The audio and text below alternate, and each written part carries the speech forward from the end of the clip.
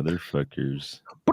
Hey, actually, we started almost on time. Almost on time. Yeah. This time was definitely my fault. Very rarely is it my fault. Usually I'm late. Today I was early. No, it was 4:00, and I was like, well, I'll do some back end website stuff, and then I was updating all of the plugins, doing everything, just so that everything is secure. And then all of a sudden, our main website, concealedcarryforfree.com, is like, there's a critical error, and I knew it. I fucking knew exactly kind of where to start looking. So I tried a few things, didn't work. I was like, I have to restore this bitch. So luckily I had a backup from yesterday. So if you did anything on the website yesterday, you're going to have to go redo it, dude. Does that include any registrations? Any registrations? Well, they should know where to show up. Yeah, hopefully. All right. Welcome to the podcast. I am Isaac Chase. And I am me all the time. Edgar, Antillon. Captain website. Captain fucking website. All right. So, what did you have anything that you wanted to talk about tonight? No, I don't have a motherfucking thing to discuss, to talk about. I think the picture that I put up there, mm-hmm. I do it just because algorithms and people, mm-hmm. It's clickbaity, I must admit. But I think that's a good topic for me. I don't know. Well, actually, what I wanted to talk about, I think, lines up perfectly with that. Oh, okay. Perfect. So I should have warned you ahead of time, but do you have that YouTube video of that officer-involved shooting that I sent you the other night? Did you email it to me? I believe that I did email it to you. Wait, let me check. Oh, yeah. I don't think that was an email, though. I think that was a text. I think it was a text. Yep, it was text. Yeah, so I do not. Where could I get it, though? If you just go to YouTube and type in Jacksonville officer opens fire. Okay. So for those of you who don't watch YouTube, there is a mountain of police shootings that have been released over the course of the last 4 years. I think it had something to do with George Floyd and all these departments deciding to be more transparent and releasing more police shootings closer to the date of the shooting. And there's a couple of YouTube channels that have picked up on this, and Police Activity is one of them. And they probably have a new video maybe twice a day of police shootings. So you're going to have to tell me if you hear it or not. Okay. That's one thing I hate about this platform is I like it overall, except this has been one of my kind of issues where it doesn't give you guys the audio. It's not critical that I hear the audio, but obviously it would be for the audience. If you can't hear it, they probably can't hear it. Okay, I can hear it. You can hear it? Yeah. Okay. All right, so let me set the scene for anybody. If you're just listening, this will still have the same impact on you. Police officers responding to a report of a man with a gun, waving it around, threatening people. And he finds the guy walking, looks like around the back of a gas station. And as he's driving up, he starts addressing the guy, yelling at him, commands. And the guy initially sort of complies, but then turns his back to the officer. And I think he pulls out his gun and starts running, and you're going to hear how the officer responds to that stimulus. All right. Doo-doo. Well, you want me to fast forward it, or? You can go to like 15 seconds, maybe. Yeah, not even worth it. I'm already there. Hey, go ahead and pop them hands up for me. Put your hands up. Turn around. Turn around. Turn your ass the fuck away from me. Walk back up towards me. Hey, asshole, get your fucking hands up before I shoot your ass. Hey, bitch. Pow, pow, pow. Gun, gun, gun. All right. So hopefully you guys heard that. He yelled. You want me to do it "Hey," again? Yeah, go back to like about 30 seconds, I think. Or no, right there. Right there's good. Yeah. Fucking hands up before I shoot your ass. Hey, bitch. Pow, pow, pow. Gun. Oh, you can read it too. It down at the bottom. Yeah. The caption says it. Pow, pow, pow. Pow, pow, pow. Now, there's no way to know for certain why he said that, but why do you think maybe he yelled pow, pow, pow before he yelled gun, gun, gun? Well, the obvious one is training. So that's And what kind of training? Usually it's simulated training. Scenario based, simulated type. We're not using real guns. We're setting up a safe little padded area, and we're using our fingers. Even or like a blue gun or something, or a blue gun. And I'll be honest with you, like I'm getting out of the habit of doing this, but I use a laser gun in the class just so people can see bullshit. Mm-hmm. And I've caught myself saying pew pew just as special effects. Mm-hmm. And I've thought about this even before you sent me this video. Yeah, that is just like I probably should stop fucking doing that. That's not a good thing to have in your repertoire. Repertoire. Yeah, so this is a complicated issue because the brain does weird things, and things that seem completely innocuous or completely inconsequential to us can actually have quite stark results in places and times that we didn't expect. Mm-hmm. And after watching this video, I started to think about, we talk about practice all the time, and like practice will help solidify the skill. And how many repetitions does it take? You always hear, 10,000 repetitions to become a master, or 10,000 hours or whatever. But I have a suspicion that, hey, Nate, it's good to see you, man. Missed you the other night at the night shoot, but we'll get you at the next one. Okay, so how many repetitions does it actually take to build a response from a stimulus? And I would argue that in some cases, it only takes one repetition. If you don't build a different neural pathway, and the only time you've practiced that stimulus, you did one thing, and that was it. And the reason I bring this up is kind of based on your conversation with Mike DeSargo a couple months ago around trauma. We know that a single traumatic event can cause a somewhat permanent stimulus response situation, not reaction, but response. And in fact, it can be very hard to undo that traumatic trigger response. And so it would stand to reason that it is possible that even just a single repetition could create that stimulus response connection.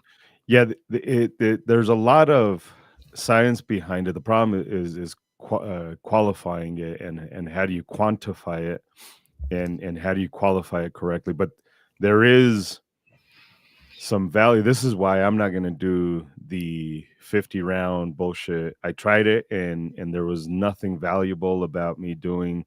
And I've argued this for a very long time with other instructors who criticize from a good place. I'm not speaking negatively, but from a good place would criticize a seminar style class without any live fire training. And my conversation with them has always been like, well, what's your idea of live fire training after a 4-hour class in classroom? Like, well, take them to the range for an hour, 2 hours. And you can't do a whole lot with that. So it's the argument is you're actually instilling shitty habits in that human being instead of doing it correctly. So like if I could do it in 50 rounds, like get good reps, it makes sense, but it doesn't make sense. So there is a lot to say to this. Then you have people like I fucking forgot his name, but he's a competitive shooter. He does well. He's not a pro or anything like that, but he's been to my class twice. He has a very difficult time shaking out the fucking looking at the gun while clear malfunctions or reloading or Mhm. stuff. And it's because of those reps. So for sure, I'm So let's kind of talk about what specifically, like a scenario where this guy would have taught himself or been taught to yell "pow pow pow." Again, we don't know. There's no way to know if this is the reason why he said it, or even whether or not he had, or what type of scenario training he had. But based on experience, I think Yeah. we can both kind of visualize a scenario where "pow pow pow" is used as a mock attack indicator. So probably, if we're talking about a police officer, we're probably having role players Yeah. who have a concealed firearm, and the cops or the cadets or candidates or even officers who are on the force but receiving supplemental training are being taught to respond verbally to the stimulus, right? Because that cops are trained to yell gun when they see a gun, whereas like in the civilian world, we don't typically do that kind of thing. But the reason why they yell gun is to alert all the officers to the presence of a firearm. And usually the officer who's yelling gun, gun, gun is also responding by pulling his gun and preparing to or actually engaging with the suspect. But with a blue gun, there's no gunfire, right? And so Yeah. it's entirely possible that the officer is going to yell gun, gun, gun, or pow, pow, pow to simulate that gunfire is actually happening when he visually sees the gun and needs to simulate gunfire and also announce that there is a gun at the same Right. time. And so I think if you watch the video, he goes pow, pow, pow, gun, gun, gun in that order. Correct. He probably hasn't done it that much. I mean, if you just look at departments and budgets and training time and Correct. all that stuff, we'd say it's a pretty good probability he hasn't had a lot of repetitions of yelling pow, pow, pow when he sees a gun. Correct. Yeah. Yeah, I have nothing to add to that other than that seems like the most plausible explanation for. I mean, what other plausible explanation would there be for him yelling pow, pow, pow? Pow. Yeah. Unless he's fucking got Friday on the brain and he's thinking about fucking what's his name, Witherspoon. Was it John Witherspoon? What was his name? Yeah, John Witherspoon. So this poor officer now is going to be known as Officer Pow Pow for the rest of his life. But it does go to show that we do need to be very aware of how the brain imprints information. I got into an argument with a pretty well-known instructor on YouTube in the comments about this, because he was talking about practice, and he was talking about how important practice is to maintain a skill. And he's on a flat range by himself, and so he's talking, and then he'll do a repetition on his target. His target's about 7 yards away, a small steel silhouette, a good sized target for practice. But he's not doing any movement and he's not doing any assessment. And I mentioned that to him, and he was like, talking about all the reasons why he didn't need to assess, because he was alone on the range and he knew that there was nobody around, and I'm like, you're modeling practice for your students and you're doing a half-assed job of it because the condition of the range, and that is flat range thinking. And yelling pow pow pow is simulation activity. It's not realistic. It's that choreographed stuff. It's exactly what I talked about in that What It Takes to Be an Expert video. Mm-hmm. It's this idea of you create an environment in your brain and you say, well, this is the way it's going to be and this is the way it is. Mm-hmm. But not understanding the subconscious and all of the connections, neurological connections that are being made while you're doing this shit. And then in real life, you fuck it all up, or potentially fuck it all up by doing shit like that. Right.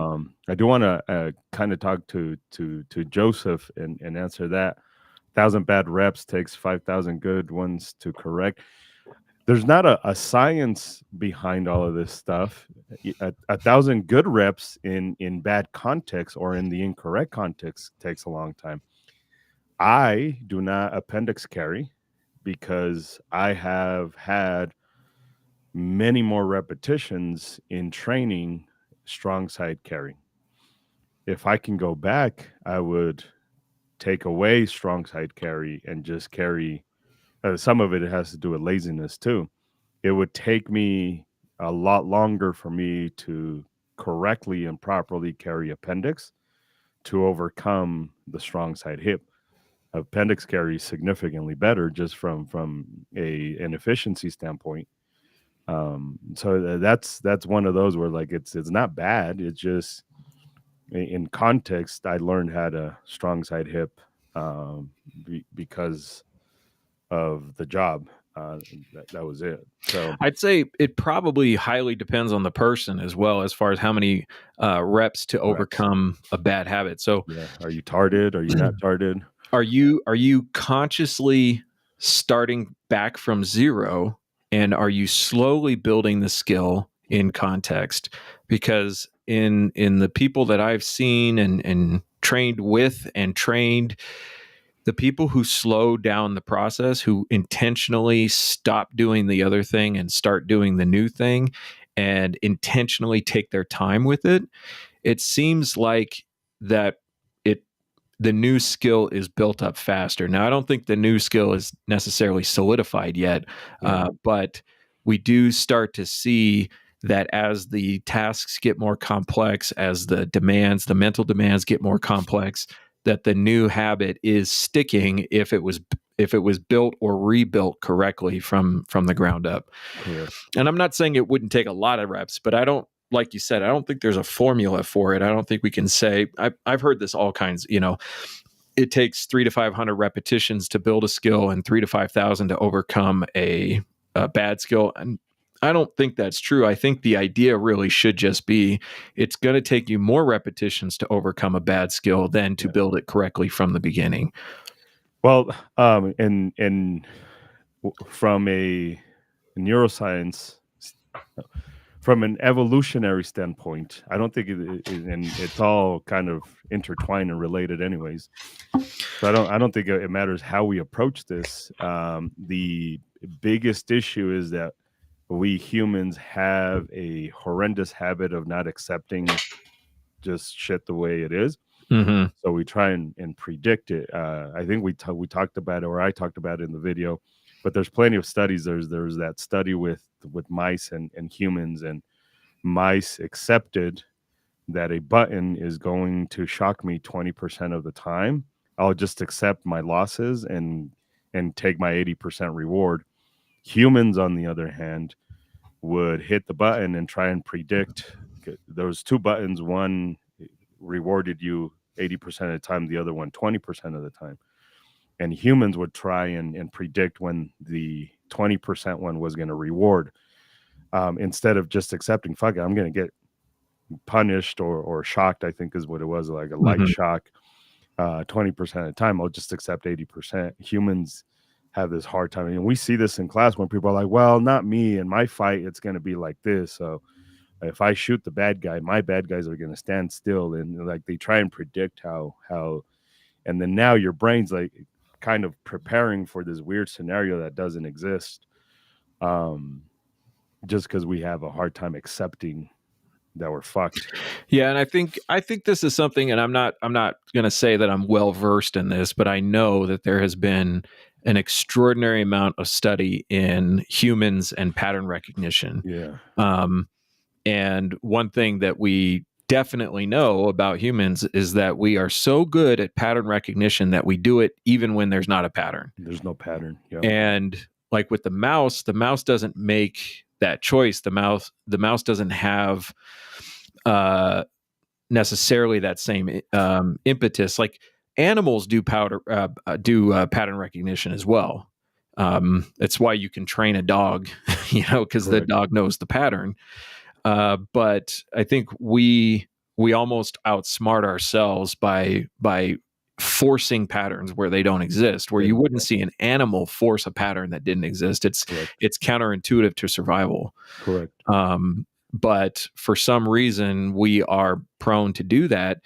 And we're also prone to rationalizing things that don't make any sense. And I think you put those two together and you get people who come to incorrect conclusions for what they think are very good reasons, and they're just not good reasons. And then you get pow, pow, pow. Yeah. And then you get pow, pow, pow in a fucking real firefight. Yeah, it's hard to tell from the video, and I'm not going to pass judgment on this cop in any way, and because you can't just tell from the video, but there is a question we should ask, even though there's no way to answer it, which is, did he substitute yelling pow, pow, pow for actually firing the gun?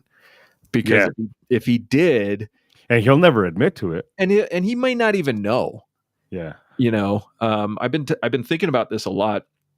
I've had more students than usual who have talked to me in the class or contacted me at some point after the class to talk about a self-defense encounter that they've had.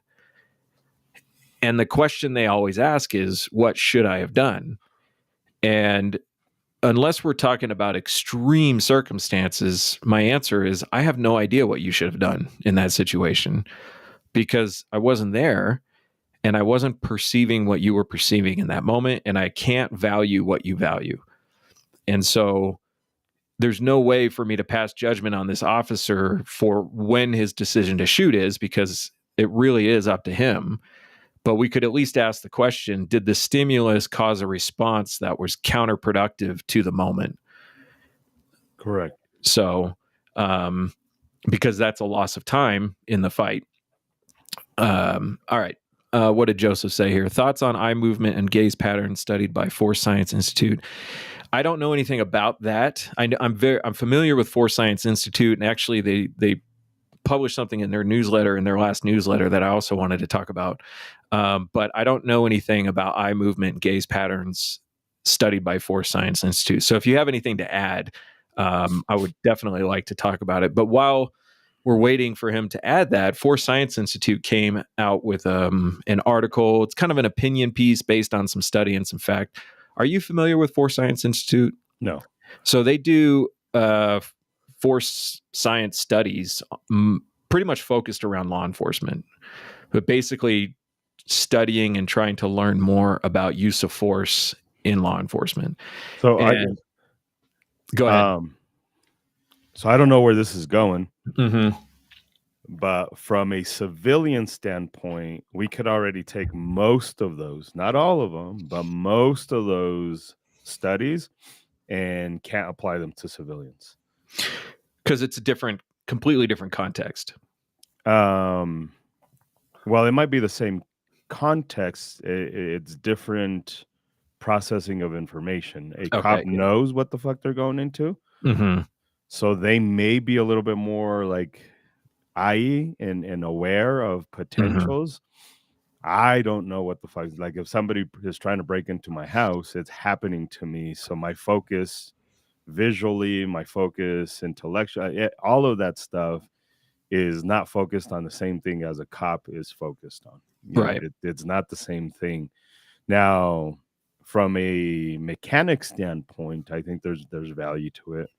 But from I don't know what the gaze pattern studies was, but if we're looking at where the eyes were, if we're looking at where the brain was at, it again, not everything is, there's no absolutes, but it's really hard to apply what somebody was anticipating to do versus somebody was simply reacting Mm-hmm. to a moment. It's two completely different things. And I think this is where most instructors fucked up.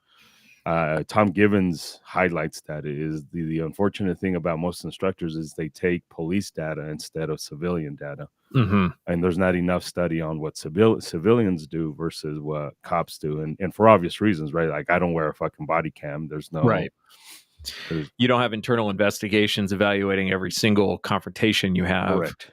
Yeah, it's hard to quantify it. So Right. we rely heavily on law enforcement, in which good intentions maybe, but incorrectly molds our training for civilians, and it's not the same thing. So the study that I read recently, or the opinion on studies that I read recently in Force Science was talking about reframing conflict with officers from a emotional response to more of a challenging response.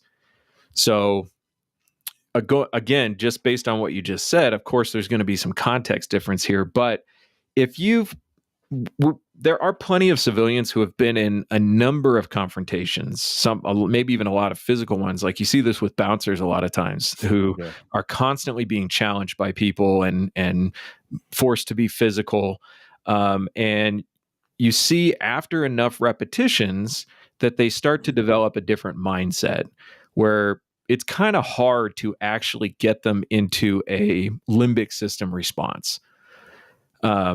Because they have so much repetition that the stress levels don't go up as much. Now, you can still get them into a limbic response.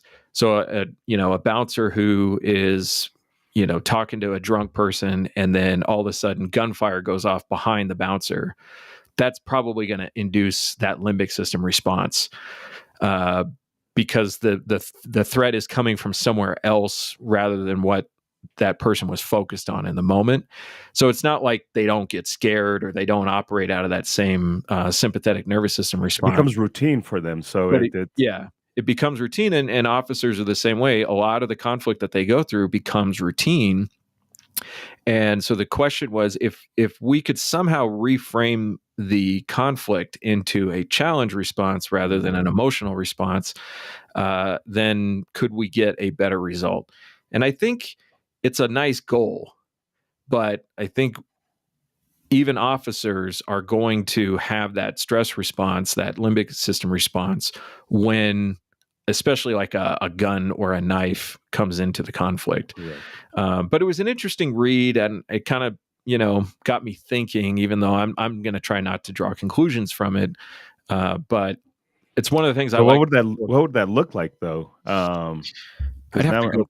I'd have to go back and read if I can find the. So you guys need to do your homework and go to Force Science Institute and relay back next time. Yeah, because that sounds like a big task, and that would apply for what Joseph is saying for an armed security guard as well, right? It's this idea. So when you do security, when you're a bouncer, when you're a cop, when you're in the military, most of everything you do is offensive. You're doing it with you're trying to de-escalate something that hasn't happened yet. You're trying, or prevent it. I'm sorry. You're preventing something, just period. And you're anticipating that something may happen, and just your sheer presence is already preventing a lot of what could potentially happen just by you being there. A bouncer talking to drunk people becomes a routine activity. It's I have to do this stuff. If I'm walking by, don't deal with drunk people. So if a drunk person fucking yells at me, it's not as a part of my there's this video called The Science of Thinking. Highly encourage you guys to go watch it. I believe it's system one is what they call it. This idea that it's everything that's in the background. You're driving, you're clicking the stuff, and you're watching TV, and this is just stuff you don't even think about. And then system two is more of a complex thing. Like, now I have to pay attention to this. Now I have to add some more thought to this, and be more deliberate about my actions. And I think that's where the problem is where with a lot of these cops is these become the quote unquote routine, and that's why they're so dangerous. Is they happen so often that they're not expecting anything to happen all at the Again, same going time. back to that pattern recognition, Correct. and falling into the pattern. Correct. And We pattern assume- recognition yeah. is extremely helpful for identifying problems, because we tend to focus subconsciously so much on pattern recognition that we can ignore most of the stimuli in our environment. So I'll use the example: when you're driving on the highway, you're not really paying attention to everything that's happening. There's no way you can do that. And you can't even pay attention to all the drivers on the road. You can't really do that either. So what your brain is kind of tuned for, or should be tuned for, and a lot of people it is tuned for, is to look for signals that are outside of the patterns. So you see somebody who we all expect everybody to drive basically in the center of the lane, Right. and travel at a set speed. And then you see somebody who is slowing down and speeding up and slowing down, and that's outside the pattern of what we expect. And then we tend to focus on that thing that's outside the pattern. Or we also do the thing where we know what behavior looks like that's dangerous. So most drivers who've been driving for a while have experienced where they see somebody do something and it's very subtle. So subtle, in fact, that maybe you couldn't even tell somebody what you saw, but you have a really good idea what's about to happen next. Yeah. You know that car is probably going to leave their lane, fail to signal, something like that. And so you pick up on a pattern that you couldn't even fully identify. And then you respond to that pattern, generally speaking, by creating space between you and that other driver, because you know you're going to need a little bit more time if they do the thing you think they're going to do. So that pattern recognition is very helpful. It's also got plenty of opportunity to hurt us too, by creating complacency or causing us to see things that aren't really happening. And so we have to be aware of those habits of pattern recognition and failures, and where they can hurt us. So, hey, what's up, Miguel? It's good to see you, man. So Joseph says, so other than hard skills, what skills should civilians work on? Yeah, processing information and more of the stimulus response pattern, right? Like at the range, I think it's significantly more important for humans that are not cops, military, that type of stuff, working actively is if a stimulus happens, I should already have a response to that.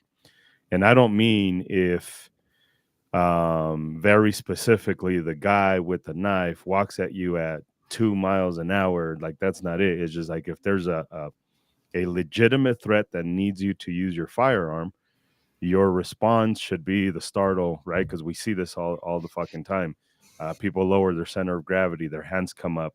Shit, cops. I play this in video. I've been playing it a lot more in seminar style classes when the person's like, well, no, that's not what's going to happen. Cops, when they get ambushed, they just draw their gun and then let's go to the YouTubes, and I play videos of cops getting ambushed. And even cops, once they start getting shot at or a gun, they see a gun when they're being ambushed, not when they're chasing them, yelling, pow, pow, pow. But when they get ambushed, you will see the same reaction, which is lowered center of gravity, hands come up. You look like a fucking tard at the range, I promise. But this is what humans do. So adding that, if there's a malfunction, how can I not diagnose the malfunction, but yet still know what the malfunction is, just based off of stimulus, right? Like if I get based on feel stimulus, not visual stimulus. Feel stimulus, yeah, it's primarily tactile references, like the movement of the firearm, If it doesn't fully cycle, most likely it's a reload.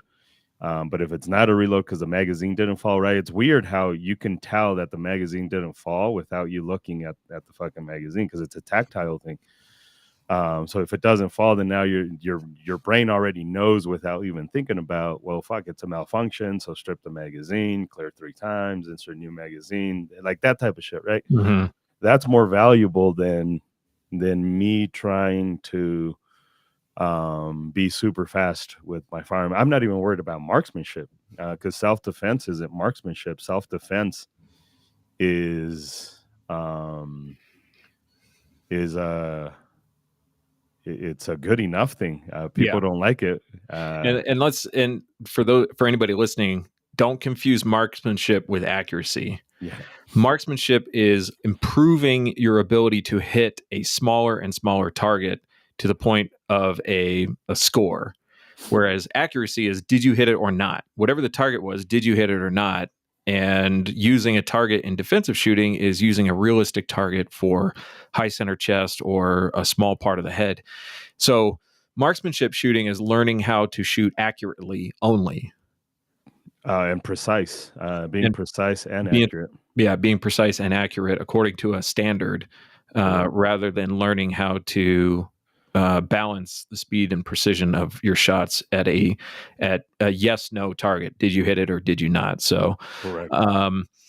So let's talk to kind of add on to the question that Joseph asked.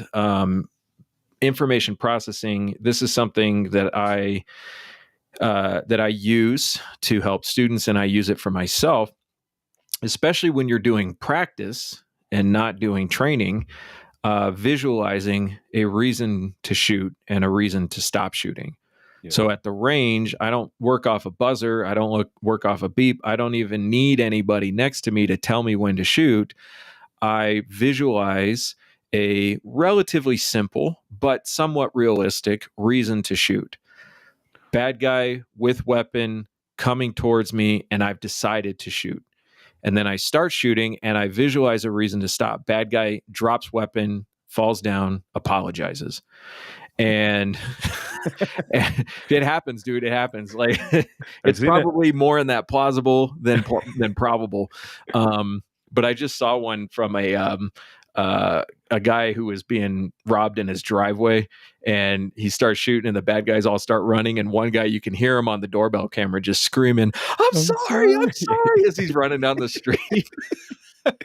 I've seen it. So and you don't have to do that fast. Like, that's not the point. The point is to train your brain to process information while you're doing the thing, while you're doing the shooty part. And by the way, this is why you called out the instructor. Well, I don't know your motivation, but this is a good reason to call out that instructor is if you're practicing, right? Like if you're practicing and you're implicitly telling other people how to practice at the range. When the gun comes back, when the gun comes back to the high compress ready, which by the way should be a cue for your brain. Gun out here, pew pew pew. Gun here at the high compress ready at the chest or your ready position. I'm looking around. I'm evaluating whatever's going on, because that tells your brain when to do certain things. Your brain, from a hardwiring stance, needs something to tell it what the fuck to do. Like, it needs that stimulus. Every single time it needs that stimulus. I'm hungry. I get that stimulus. I start cooking. Go and buy something. I see a red light. I start to slow down. I see kids playing. I start to slow down. Every single time. I had one guy in my class who said, well, it's not the same thing breaking and reloading your gun. You're like, but from a neurological standpoint, it is. Mechanically, it isn't. But your brain needs the activity in order for it to know what the fuck to do. Like, it's weird how your brain works. It's very linear. And we have to think of the brain working in that limbic response, that sympathetic response, not in the cognitive response. Because, like, I could give you an extremely complex puzzle in the cognitive place, in the executive functioning. You can sit there and reason and logic and be efficient with the time that you have. But we're not working in that space. It's possible you could be in a self-defense encounter where you are working in that space, but more than likely there will be a sympathetic nervous system response. It might be high, it might be low, but it's the nature of a threatening environment that your body goes into more of a survival neuro response. Yeah. So, and this is the difficult thing to convey to, which, by the way, I appreciate you guys being on here and asking questions. yeah, this is really good. This is what happens when we actually stay on schedule. When we stay on schedule and promote and realize that this is what happens. So I appreciate this. The most difficult thing that I find myself doing is explaining to humans that you don't need to do drills, that you just need to learn how to process information. Because oftentimes we want to be told what to do. Like step by step told what to do, instead of give you a concept and then you have to go figure it out. Yeah. So like I'll tell you like what I do at the range when I go practice, which is not that often. I should maybe do it more, but I also kind of have this theory about practice and over practicing, and of the limited amount of time that I have, I don't need to be practicing these skills as much as some of the other things that I need to be doing. So, but when I go to the range, there's usually other people shooting at the range. And when I finish shooting, I do the bang, bang, bang, and I bring the gun back to the high compressed ready, and I'm doing my information gathering. If a gunshot goes off near me, one of the things I'll do is I'll try to I'll just think to myself, was that a rifle or a handgun? And I'll try to think, how far down the range was that shot fired? And I'm just doing the exercise of taking the stimulus of gunfire and evaluating that stimulus as distance, type, direction, and that kind of stuff. And again, the point is to train the brain to collect information after I have engaged with the target. And that information could be visual, it could be auditory, it could be physical, by touch. And so that's not a drill. You can't, like, that's not the point. The point is not to say like, okay, listen for gunfire, because then if you go shoot by yourself and there's no gunfire, like there goes the practice. It's take in information, evaluate the information, make a decision based on that information. Yeah, one of the things that we get in trouble for a lot in Mexico when we're doing some training down in Mexico is when the students come back to the high compressed ready. We get in trouble for that here, Pincus more than me. But famously in Mexico at this point, people just get mad. Is one of the tricks that we do is people will bring their gun back and they don't do anything. They just are ready. And what we'll do is we'll pick up a piece of spent brass, little rock, and we fucking chuck it at the motherfucker. And it'll whack him in the head. And then that'll get their brain to be like, what the fuck is going on? Now, usually because they're in range mode and not in fight mode, they get emotional about it. Like, what the fuck? Like, why'd you do that? Like, well, you were not doing what the fuck you're supposed to do. So now you have a stimulus to tell your brain fucking do something else. That shit hit you and it got you to pay attention to something else instead of just being overly stimulated by the piece of fucking cardboard that's in front of you that ain't doing a fucking thing for you. But that's the difference between doing a drill and actually working on processing information or responding or reacting to some other outside stimulus. So you could do that. You can have somebody chuck shit at you every once in a safely, right? Of course, and appropriately, not just fucking randomly for no fucking reason. People start getting used to the number shit, so we'll say the fucking certain number of your telephone number or your social security number or whatever. That is infinitely more important than trying to do a Presidente drill, because you already know what the fucking drill is. Let's do a dot torture drill. Like, you already know what the fucking drill is. Drills are not that important. It's the concept and learning how to process information and stimulus response. The problem with that is we're just saying words, and it's difficult for us to teach it unless we're at the range. Well, when I'm in the class and the topic comes up about how should we practice? So Courtney's asking, where should we practice? But let me first give you what I recommend in the class when it comes to practice. Get into the hiker pressed ready, because a lot of ranges won't let you draw from the holster. If they will let you draw from the holster, then you can decide if you want to practice withdrawing from the holster. But you could do it from the bench too. What's that? You could do it from the bench too. From the bench, so the gun is on the bench and in a quick access safe, or even just on the bench, and you give yourself a stimulus. Visualize a stimulus, and as you're presenting the gun, take a step to the left or to the right. There is enough room in the stall for you to take a reasonable step. Yeah. Doesn't matter which direction, just take a step to the left or the right as you're presenting the gun. Fire at the target until you visualize a reason to stop shooting, bring the gun back, and do an assessment. Where is the RSO? Who else is shooting on the range? Is there more gunfire? Just pick something to pay attention to. And then that's the end of that repetition. And if you did that 10, 15, 20 times, you could get that done in 15 minutes, easy. You don't need to be there for an hour to do that. And you've built a lot of repetitions on that mental part. And don't create a pattern on shots. So not always 3, not always 4, not always 5.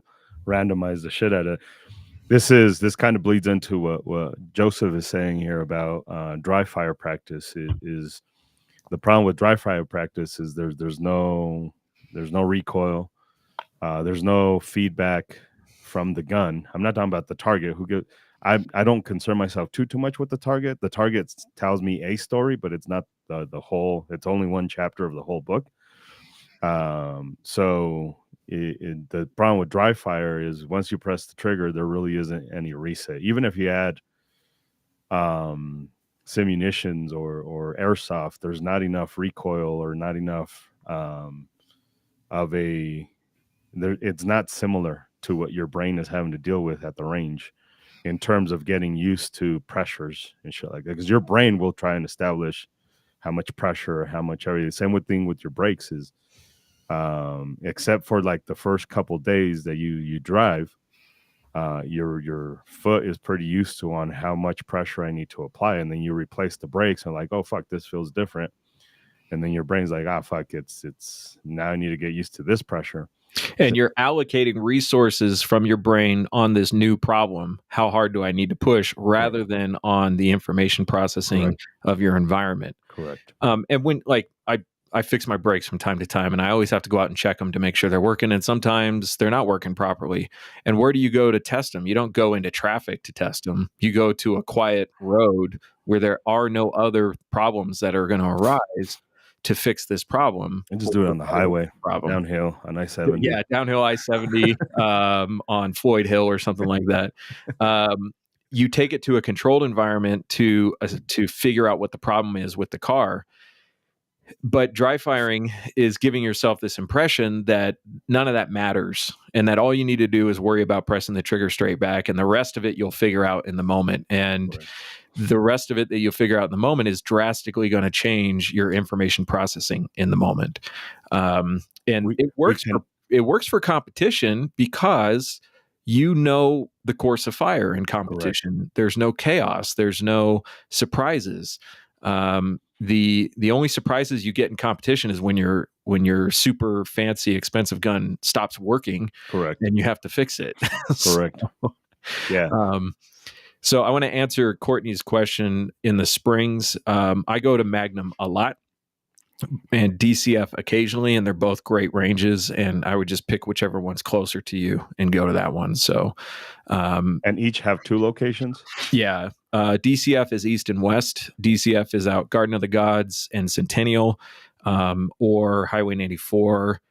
And then Magnum is up on off of Interquest or Northgate and down on Southgate. So it's just really an issue of whichever one's closer. They're both good ranges. So yeah. So on the issue of data, we keep talking about data. This came up in the class, and this guy asked this question, and I thought it was a really good question. So When I talk about caliber, I talk about data a lot. But the problem with the data around caliber is there are an enormous number of variables that cannot be measured when it comes to self-defense shootings. So we have to be really careful with data, with how we evaluate data, and very careful with the conclusions that we draw from data.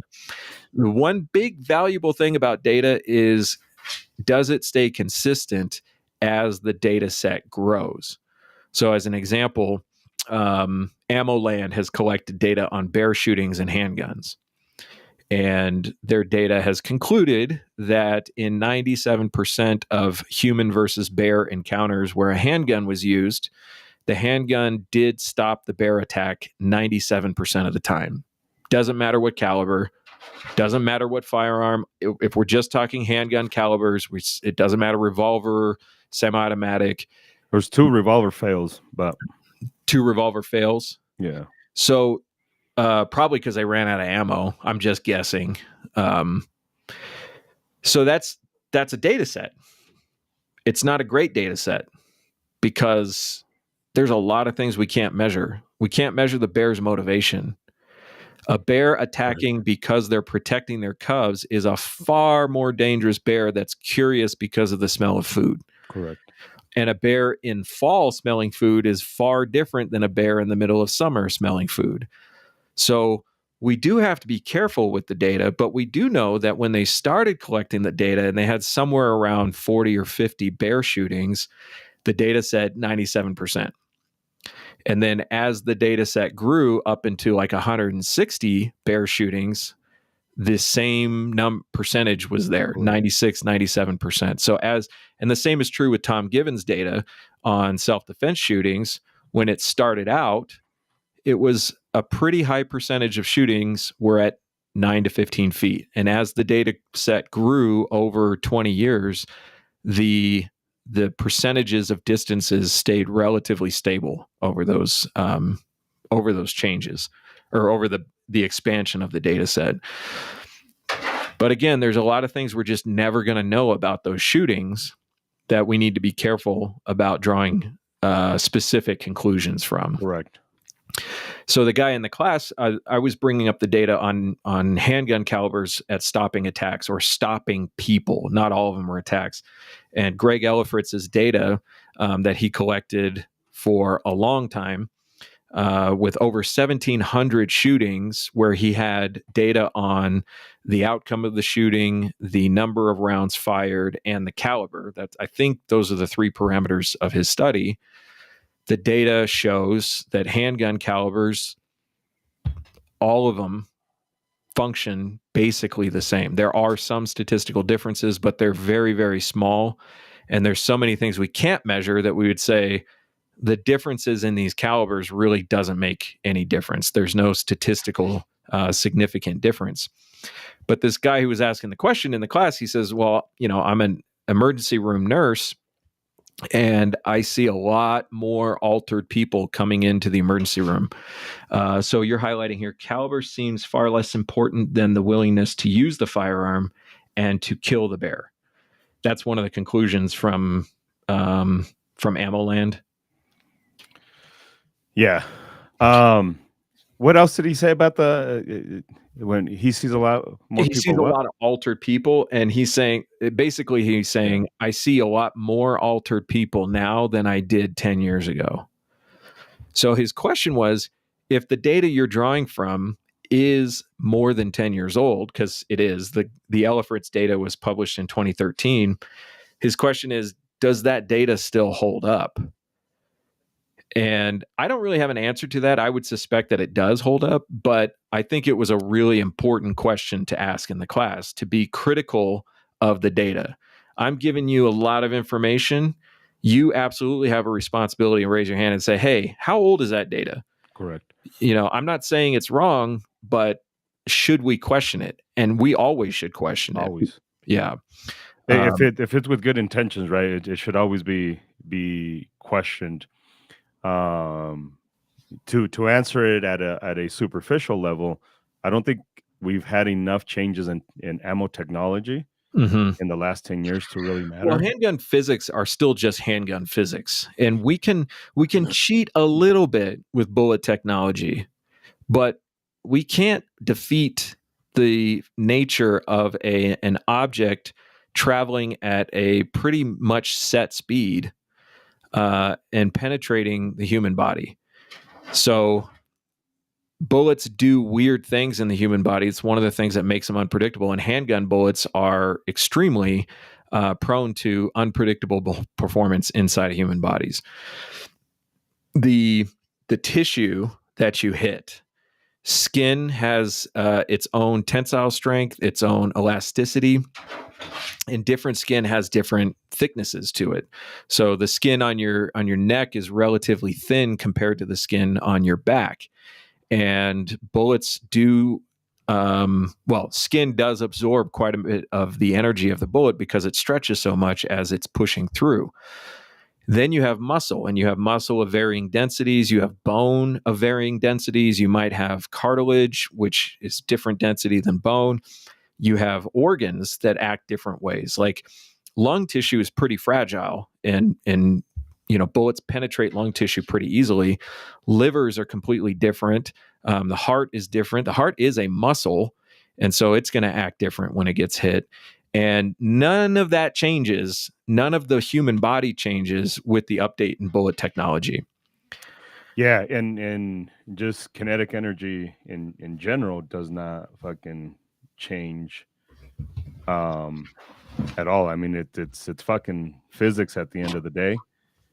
I'm trying to kind of get some data here. While Isaac deals with his dog. Sorry, my stupid dog has been freaking out. She's I think she's losing her mind. So while you're pulling that up, I just want to draw attention that we do have a Reddit. And on the Reddit, I posted a couple videos in the last couple weeks on medical lectures on gunshot wounds. And the medical lectures can't tell us anything about what happened in the fight, but they can tell us a lot about what bullets actually do inside the human body. What were you pulling up there?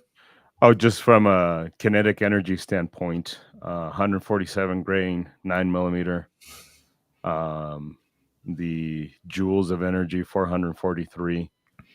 And then you have the 45 230 grain bullet at 190 feet per second.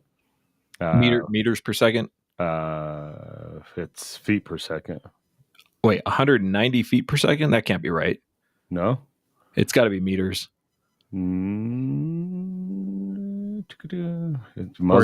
What pounds? No, I'm looking at joules. Oh, joules. Because 45 goes about 900 feet per second. Yeah, 190 feet per second. Did you say 190? 890. Oh, 800. Oh, okay. ESL or lazy tongue or bad ears on my part. 890 feet per 890 feet per second. Yeah. So what's the joules on that? What's the 549? So that's like 100 more joules. 100 more joules, and when we look at it from a foot-pound perspective, it's only there's a 80-ish difference. Yeah.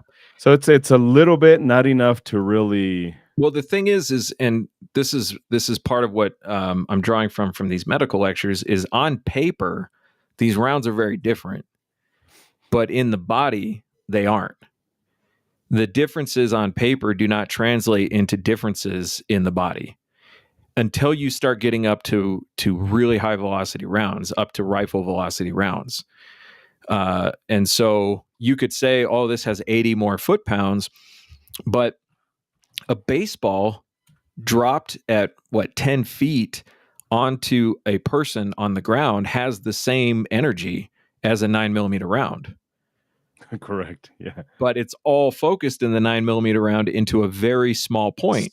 Small concentrated area. Small concentrated point. Yeah. And so the difference between a bullet profile of a 9mm bullet and a 45 bullet Correct. profile could Huge. actually cause quite a Correct. difference in performance, even though one has more energy. They're both going to act very specific to the bullet profile itself. Well, this is the way skates work, right? Like ice skating. If you really think about it, for anybody who wants to go study this, and this is the problem with trying to teach people about this stuff in a classroom. Like it's so fucking nuanced, and we have to get down to it. Like if you really think about how ice skates work, is it's really super fucking sharp, the blade, and then the amount of pressure that's being applied on the ice actually melts the ice. So like if you look at it from a microscopic level, it actually melts the ice, and you're actually gliding on the water that is being melted, just for that very brief moment. I didn't know that. Yeah, because of the amount of fucking pressure that's being applied and concentrated to one single fucking point. If you did that with anything else, with your shoe or whatever, you would not have the same results. Fuck, if the ice was, or the blade was even a little bit different, it just doesn't work. It absolutely doesn't fucking work. But it's the amount of pressure concentrated to one single point, which is the blade of the fine fucking tip of the blade.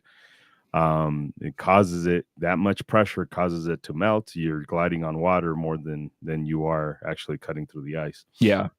So just to kind of help with your point, emergency room doctors and surgeons, they know better than most people, especially in areas where, high probability of dealing with gunshot wounds. They know better than anybody how unpredictable gunshot wounds are. And because they have to treat them, and they have to find the bullet, and they have to, kind of try to track the injury path and repair the things along the injury path.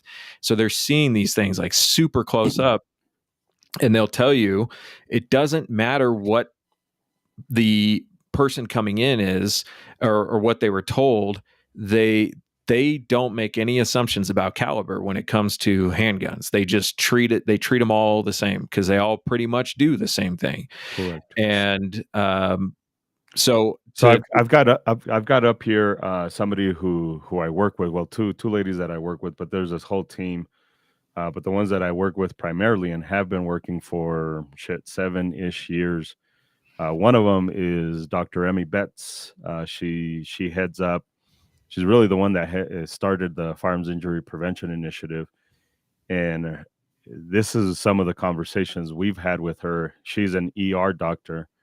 That's what she is for emergency medicine now at the University of Colorado, Anschutz Medical Campus. And she will state this time and time again. And there's a few other ER doctors that we have these meetings with.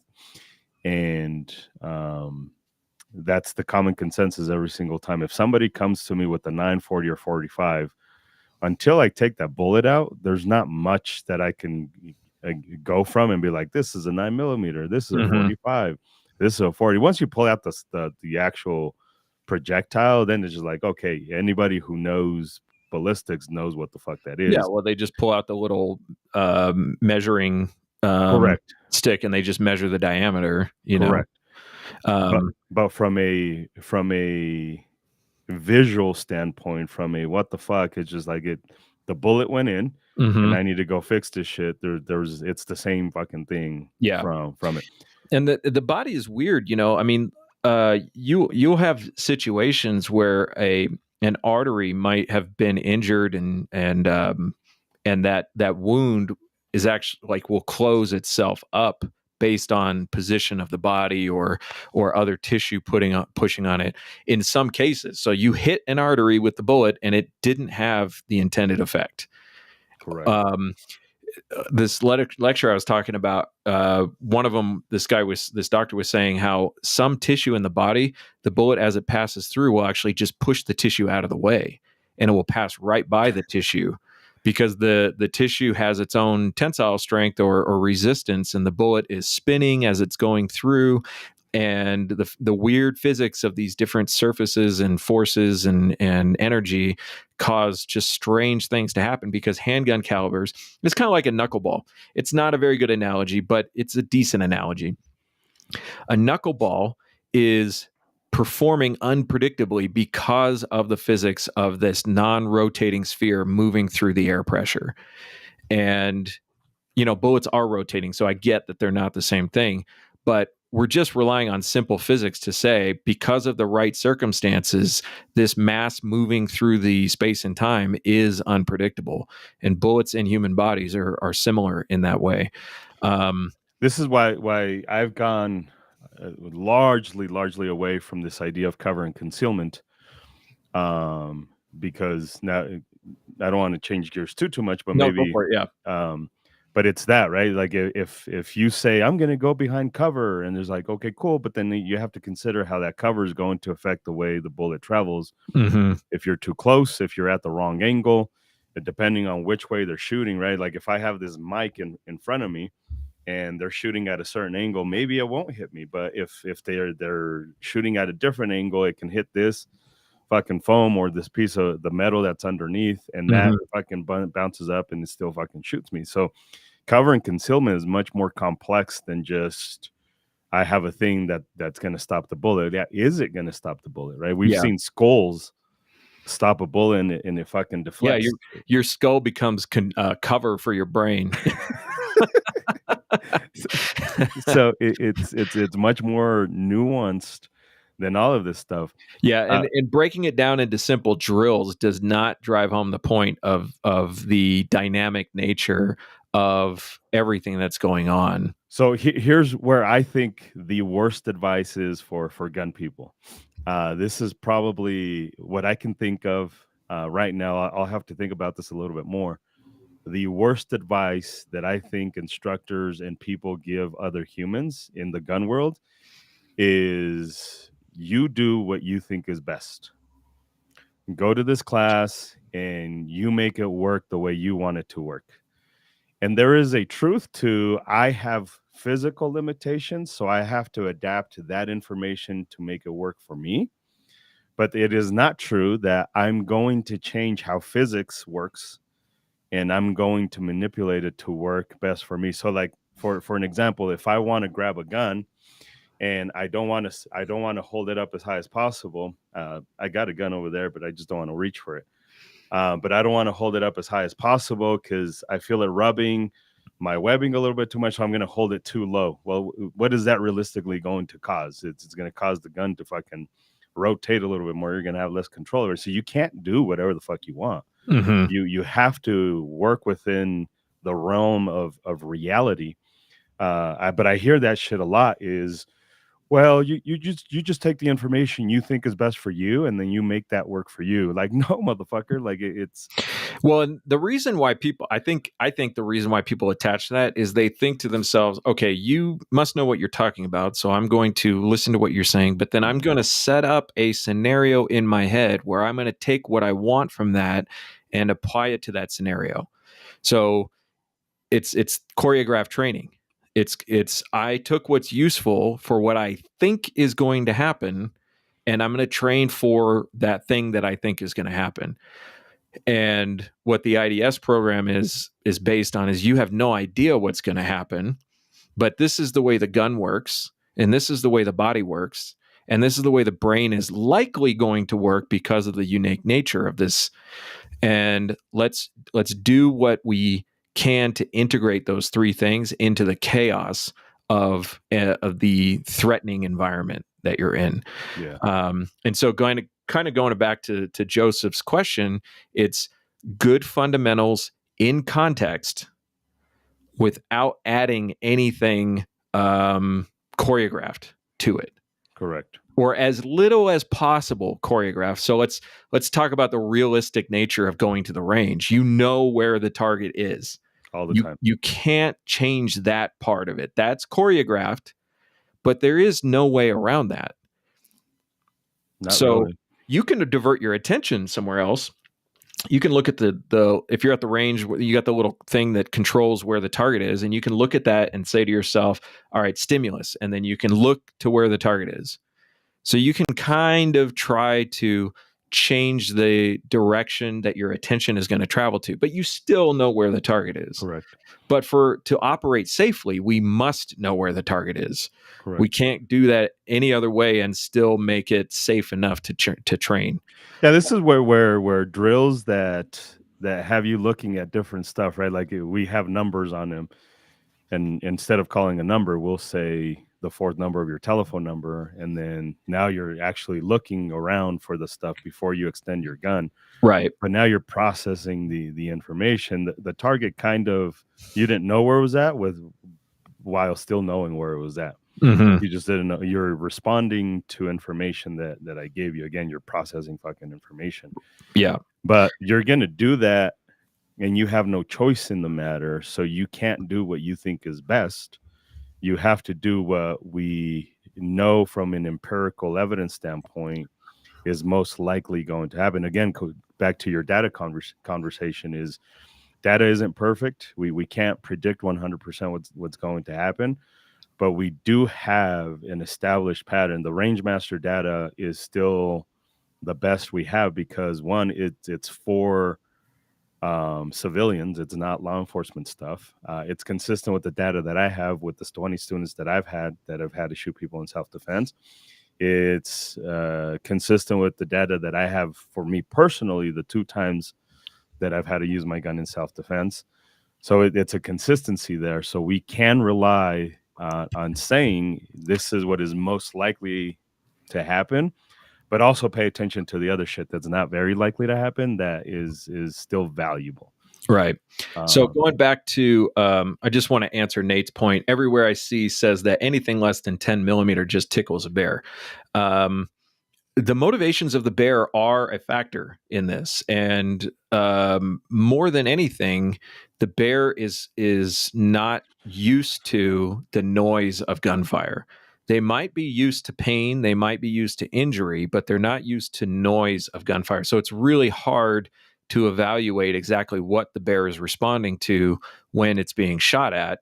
Well, the Ammo Land articles, if you look at them, there's 3 cases where the bears died. Mm-hmm. So that's not a psychological stop. That was, one of them was in the Russian River. If you look at those, and these are all reports from Department of Wildlife, Fish and Games. Mm-hmm. The one guy was attacked. He was fishing in Alaska, Russian River. A grizzly bear attacks him. He shoots it twice with a 9mm. I think Brenner was his last name. He shoots it twice. The bear dies. We can conclude that shit more than tickled him. Yeah. 9mm. And the It bear, tickled his dead bone. yeah. And the bear was motivated to die by 2 shots of a 9mm. Mm-hmm. And then again in Alaska, there was a guide defended himself and the client with the 9mm. Beaver Creek, Montana. So there's many cases where the bear died. Mm-hmm. And we know the motivation there. It was a 9mm in its fucking body. Yeah. But there's all kinds of things we can't exactly know when the bear decides to stop, but we can look at the whole data set, and the whole data set gives us the best conclusion that we can get for all the data that we have and the holes in the data. If we look at the large conclusion of the data, especially considering the data the percentages stay stable as, I can't even say this stuff. The percentages stay stable as the data set grows. Stable data is more reliable data than unstable data. So, and then I want to answer Joseph's comment. A new study similar to Greg's study would be good. Maybe add additional data points like physiological stops versus incapacitation of the CNS, et cetera, blood loss. I think the only reasonable way you're going to get that kind of data is to review all the available video data and also slice it up in context. So it has to be civilian. It can't be police. And we also have to be careful about drawing conclusions that we can't really know from the data. And so, I think it'd be great. And I think in the last 17 years of the proliferation of the smartphone and cheap cameras, I think we could benefit greatly from somebody who's willing to do that work. I actually started to do that like a year ago, kind of on a whim, and I got quickly overwhelmed with how involved that whole process was going to be. And of the data that I did start collecting, I was like, wow, there's some really good stuff here.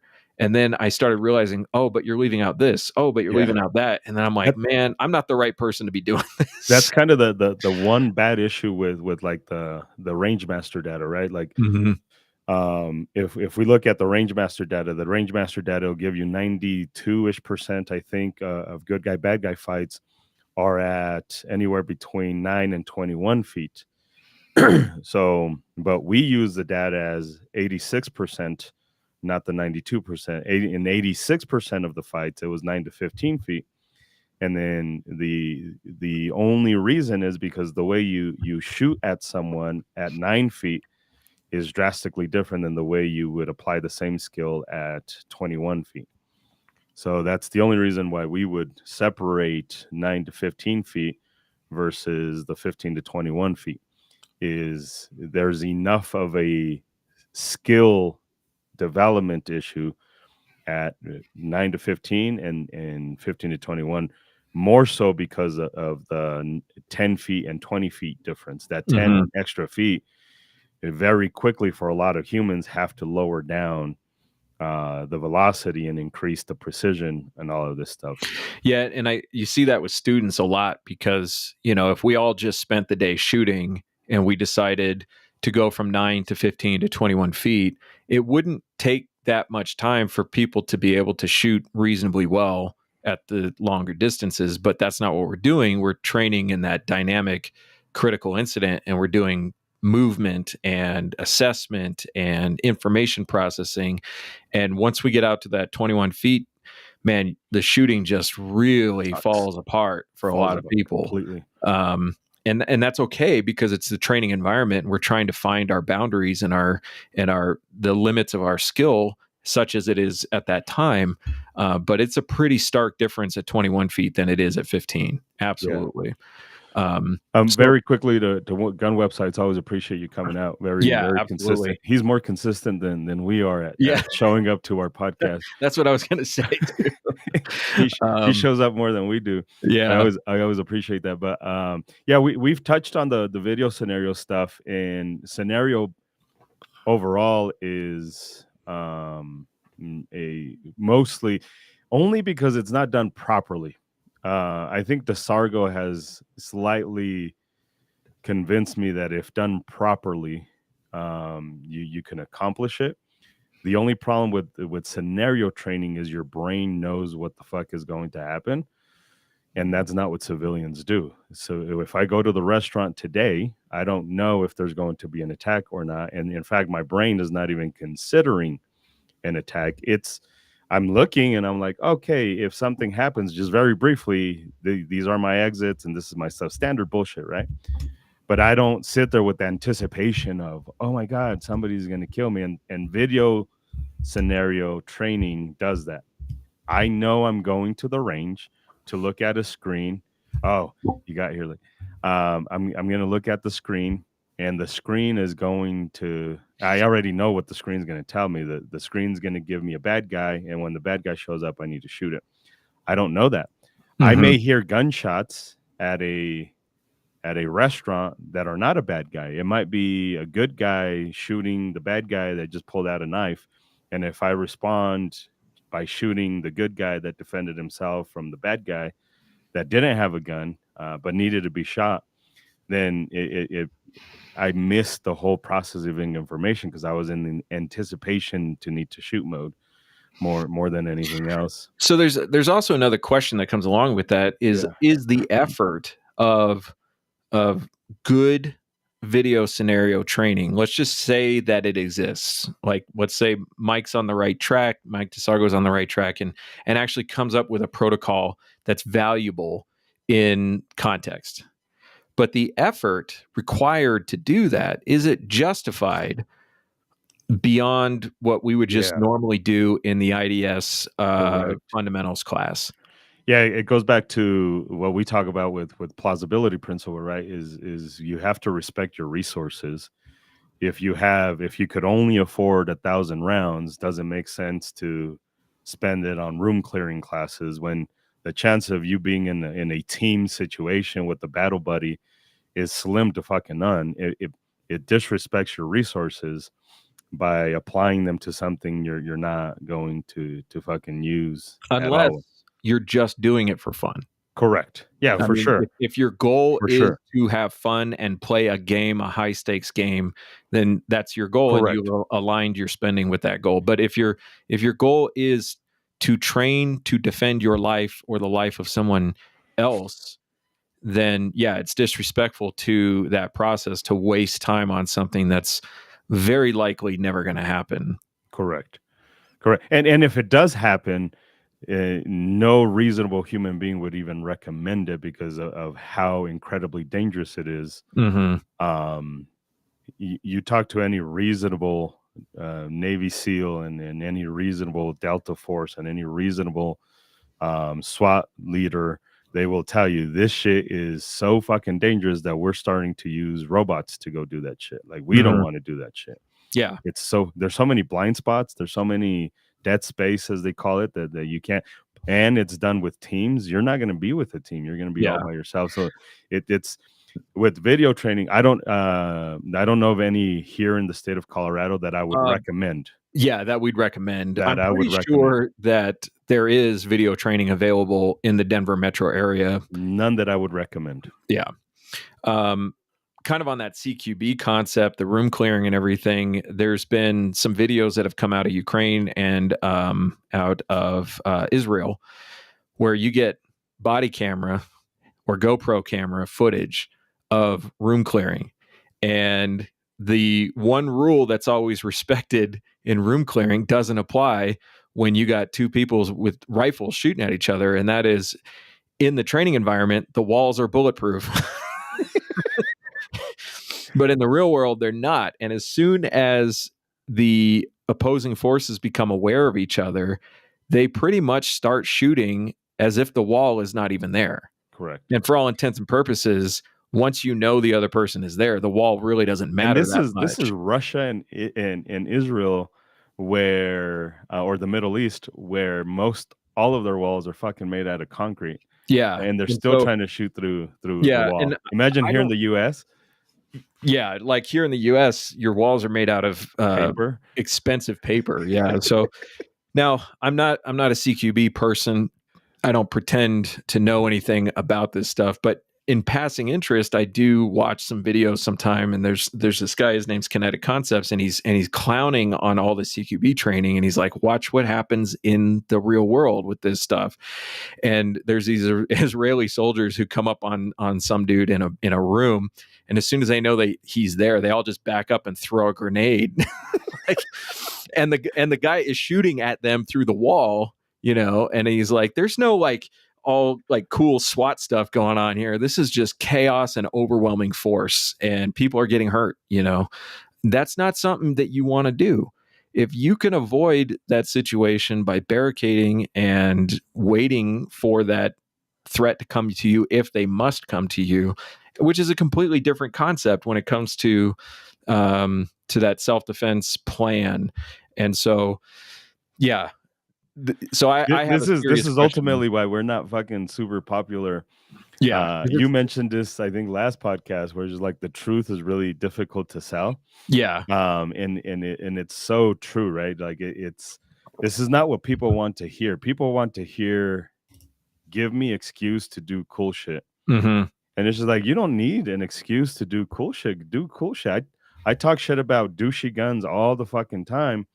And I love douchey guns. Like it's not because I hate them. It's not because we did the night shoot, the Moons Out, Goons Out, and this guy Ryan, he shows up and he's like, "So what are we gonna do?" I go, "Honestly, dude, you are gonna dictate what we do tonight because I don't do this stuff on a regular basis, and you do. So let's do whatever you want." He's like, "Well, I'd like to do a little warm up on some timer." I'm like, "Cool, let's do it."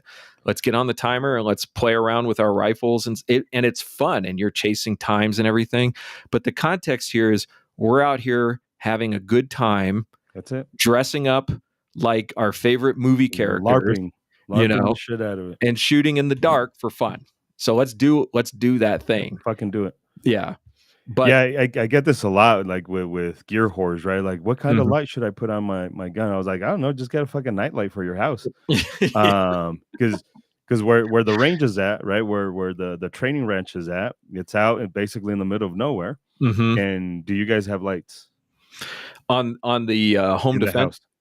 Oh, in the house? Yeah, we have a few lights. There's some lights out there. Yeah, fucking electricity exists. Yeah, electricity exists. In fact, your house is probably safer if you have a nightlight in every room, so that you don't trip over stuff and fall down the stairs. And also, plenty of studies have shown that well-lit homes get broken into significantly less than fucking blacked out houses. So like, no, I'd rather put my $12,000 night vision set up and go pretend like I'm going to be able to do information processing through night vision. Like it's just like, it's fun. It's super fucking fun. And I would never take that away from somebody, especially in America where you can get it if you so desire. But I think it's irresponsible for an instructor to try and say, this is the way. This is the self-defense way. This is the self-defense way. Be really good at a timer. Be a really good choreographed shooter. Because again, it's going back to, we're trying to predict shit that we cannot predict, and I think that's really bad advice. Yeah, I've been watching Ben Stager's channel, and he's a high-level competition shooter, and he is an extremely well-accomplished competition shooter. And if you're going to go learn competition shooting, you probably should learn from him. He's not only good; he's good at efficiently communicating the skills to the competition shooter. Is he better than Latham? Well, I've never seen any of Latham's videos where he's really instructing. Yeah.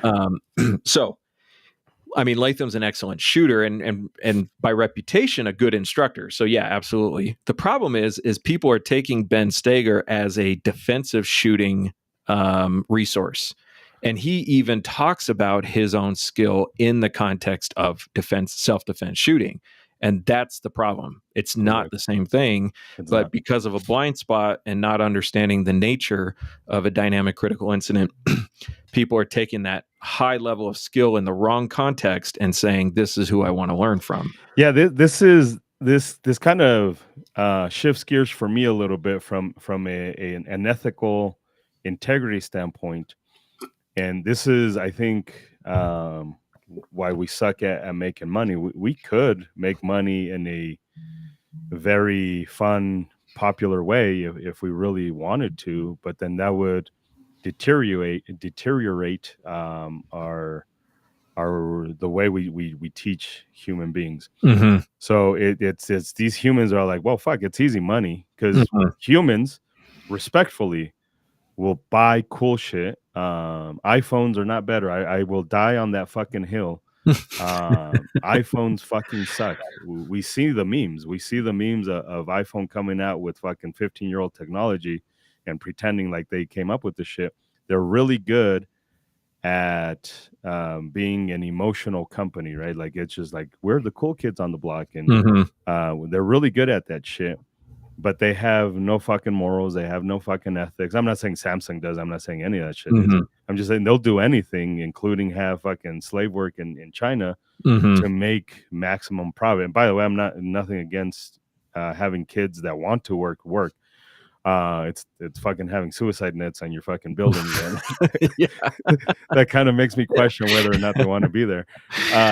So and that's another complex conversation, but the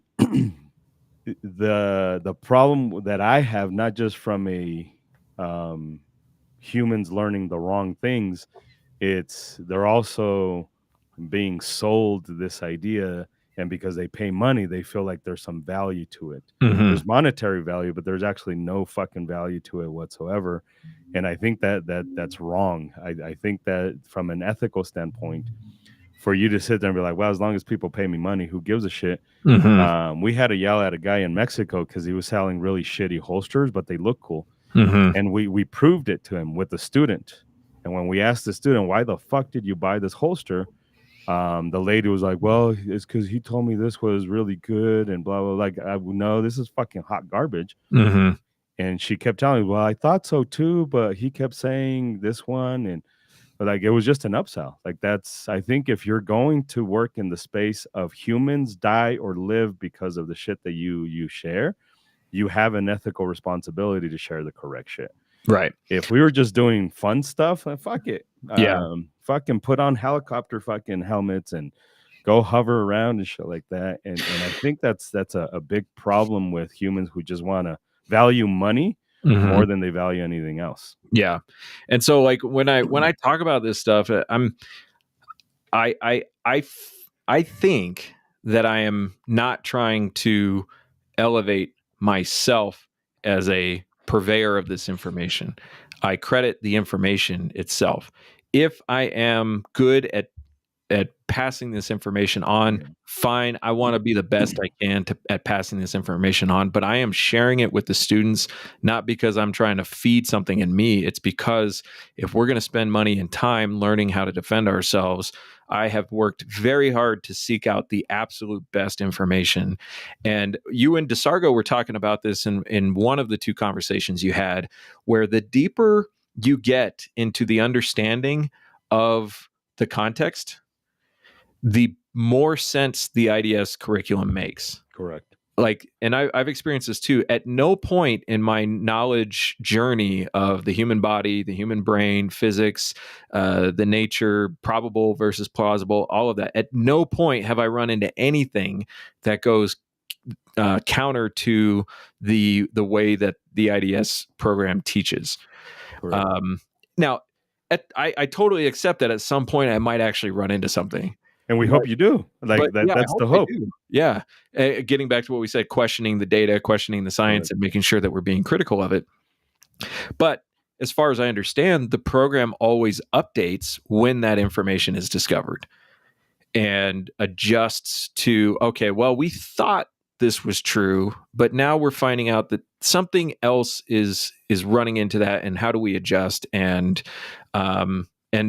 in the classes, every class that I've ever attended that's in the IDS framework, it's encouraged that you challenge any of the information in there. Correct.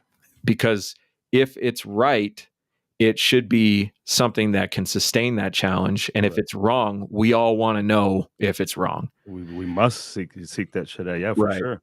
And For so sure. like when I listen to other instructors talk about, every instructor thinks they're teaching the right thing. I mean, I don't know why you would teach it if you didn't think it was the right thing. But when you challenge it, I mean, I've seen this firsthand. A lot of instructors will start to take it personally when it's challenged, and they'll get their feelings hurt over it. Correct. And if you tell me that I'm really shitty at talking, like, I might get a little upset about that. I know it's true, so you're probably not telling me something I don't already know. But if you say, hey, what you're teaching here is wrong, that doesn't hurt my feelings, because it's not me, it's the information.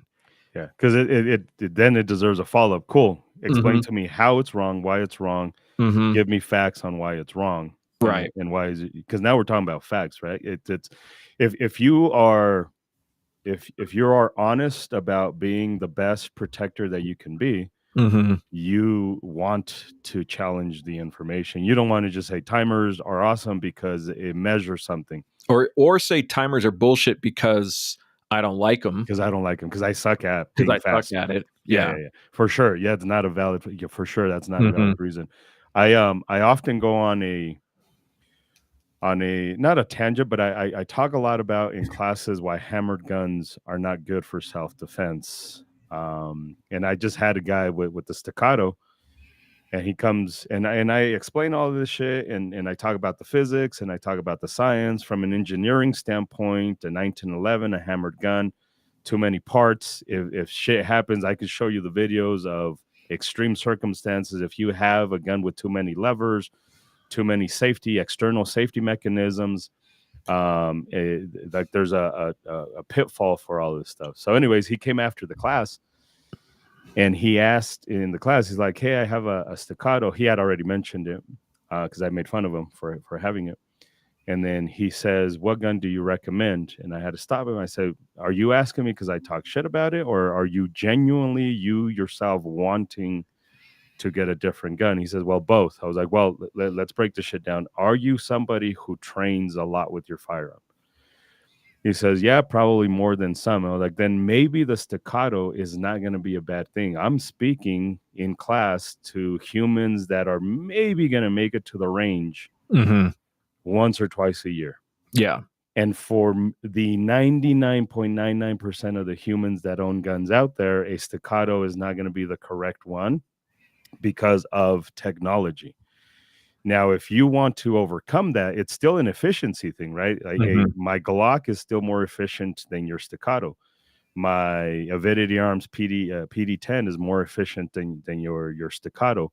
But I will concede that if you are somebody like Jerry Michulik who wants to carry a fucking revolver, you will be better with your fucking revolver, more efficient than your revolver than somebody who doesn't train with a fucking Glock. Yeah, and so it's not just a 1911; it's specifically a 1911 that is in 9mm caliber with a very tuned mechanical device to improve the efficiency of the pulling of the trigger. There are advantages when the device is tuned to perform faster. However, I think that those advantages are actually quite small in a fight, not in competition, but in a fight, because you can only shoot so fast in a fight. Correct. The things that happen in competition, we know this because we see this in actual shootings. People shoot slower in a fight because, and my suspicion here is the brain is still trying to process information while you're pulling the trigger. Correct. Rather than just releasing and just saying, no, my job is to shoot and not do anything else. Correct. And if that's true, then your finger can follow that impulse. But if your brain knows life and death is in the line and I need to understand what's going on here, your finger can only respond so fast. Correct. So the staccato has some advantages. I would argue that they're not significant.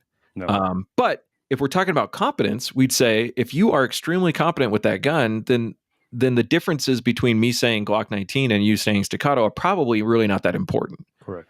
And so if somebody who's actually putting in the work. Right. Just like somebody who's driven a stick shift their entire life and you're like, no, you should drive an automatic. You're like, okay, I can drive an automatic, but I really like driving stick. And I like the fact that I can downshift on hills. Fine. Okay. Like cool. that makes sense to me. Correct. But somebody's like, I am only ever going to drive this car once a year, but I really want a stick shift. Correct. Like, why? Why do you want a stick shift? It doesn't make any sense. Yeah, correct. And it's I would still encourage people to get modern day striker firearm over a hammered gun. Well, the staccato is not drop safe in some conditions. Correct. So correct. There's that. And again, I've seen people struggle doing one-handed reloads or clearing of malfunctions with hammered guns just because of the complexity of the firearm. So now if I'm in a very extreme circumstance, that goes point to the modern day striker firearm. But again, there's a lot to be said for the human that's willing to engage the safety, disengage the safety in training and practice, and all that stuff versus most humans that are not going to do that. Right. So when we did the night shoot the other night, and this gentleman Ryan is out there and he's got a staccato, and every single time he's extending or getting that gun up from the holster into the shooting position, I can hear the safety clicking off, and every time he brings the gun back to move to another position, I can hear the safety clicking back on again. And that's somebody who's spent a lot of time on that gun. And just like with the rifle, is running the safety on the rifle and being and developing that skill into an automated response. So again, it's for me, it's cool. I'm never gonna even question how awesome you are with your gun because I fucking seen it. mhm, It's the people, 99% of the other fucking humans who are like, well, I just have it because it looks cool. mhm, Admittedly, 1911s are much sexier than modern day striker fired firearms mhm, overall in general. Um, but most of these humans, when you ask them or you see them in class, they don't run the fucking safety, and you're like, what the fuck? mhm, They're like, well, it's too much, or well, you chose a gun with the fucking safety, and that's like generally who we're talking about, right? mhm. I think there's a lot to be said for that. So, gun website says, "Do you think there are multiple valid schools of gun training?" I don't know all the schools, Yeah. so like I can't answer that. So it's tough to say because I don't think neuroscience is a school of gun training. Hmm. I don't think physics is a school of gun training. Neuroscience is neuroscience. Physics is physics, period. I think if you follow the science, that is the way. Hmm. I think if you're trying to bypass the science, like say maybe you get a red dot and somehow you believe eyes work differently just because you have a red dot, I think that's wrong. Hmm. So it depends on how we're classifying schools of gun training. I would say that for the humans that are properly teaching body's natural reactions, Hmm. and for the people that are properly teaching physics when it comes to the usage of a firearm, I think that's the only way. So I'm iffy on that. If there's valid ones, Hmm. one,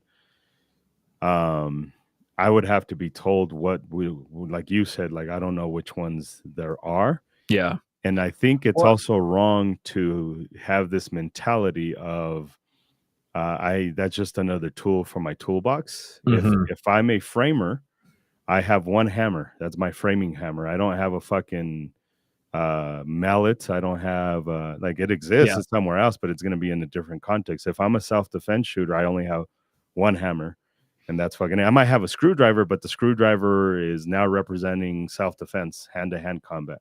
Yeah. I may have a fucking some pliers, but now those pliers are representing running the fuck away, and I'm a good sprinter or whatever, right? Hmm. It's not. So I think regardless of whether we would agree that there's only one way of teaching self-defense or not, I think if you are going to get into the self-defense, you should only follow one way, and that's it. Hmm. Even if it is the wrong way, I think, I'm just spitting here, so I may reevaluate this later on. I think that if you have something that I kind of disagree with, but you're sticking to it, at least you're being consistent in that fuck up. I disagree on the fuck up, Hmm. but at least your brain isn't trying to figure out like I have 10 schools of training coming at me at the exact same time, and I don't do anything because I my brain doesn't know what the fuck to do.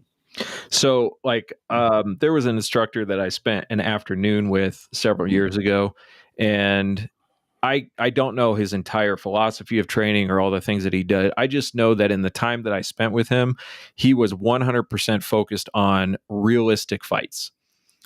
And that's the background he came from was, some different conflicts that he had been part of in Africa. And he was very, very focused on what works, what's efficient, and what works in the chaos of a fight. And in the implementation of the skills, when he's putting the students through the implementation, there's really no rules. And so they have to respond to the chaos efficiently to get through the scenario that they're in. And this wasn't even shooting scenarios. This was exfiltrating from an ambush situation. So they're not even like accessing guns and shooting back. They're just doing information processing and planning and executing the getting out of a chaotic, dangerous situation. So I would say that's an example of somebody who's trying to take the realistic nature of a fight and apply principles in the fight, movement, information processing, assessment, all that stuff. So it's an example of like, I don't know if I would agree with everything that guy said and did, but from what I saw, I was like, this is fairly realistic stuff in the context of what it is they're trying to accomplish, which is communicating movement and assessment. And they're being shot while they're doing it. They're being shot with simunitions and so now looking back on it, I might not agree as much as I did in the moment, but I'd have questions. I'd have a moment to reflect and say, what do I think about this? As opposed to somebody who's like, okay, we're gonna do the bill drill now to train. Like, absolutely not. No, I don't agree with that in any way. And I think your philosophy's all fucked up if that's the way you're training people. Yeah. And then Joseph says, I would speculate less than 30% of handgun owners train or practice. I would say less than that. A lot less. Yeah. A lot less. Yeah. I also recognize that the human brain is tuned for fighting, and it's not necessarily good at it, but it is tuned in that direction. And so I think sometimes we overestimate, or we put an overemphasis on how ineffective you're going to be because you've never trained or practiced. And I want to be careful with this because I don't want to give people the green light to just be like, yeah, I'll probably figure it out. Yeah.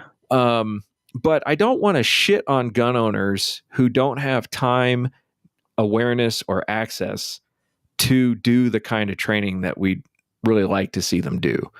Most gun owners don't train and practice because they don't understand the value.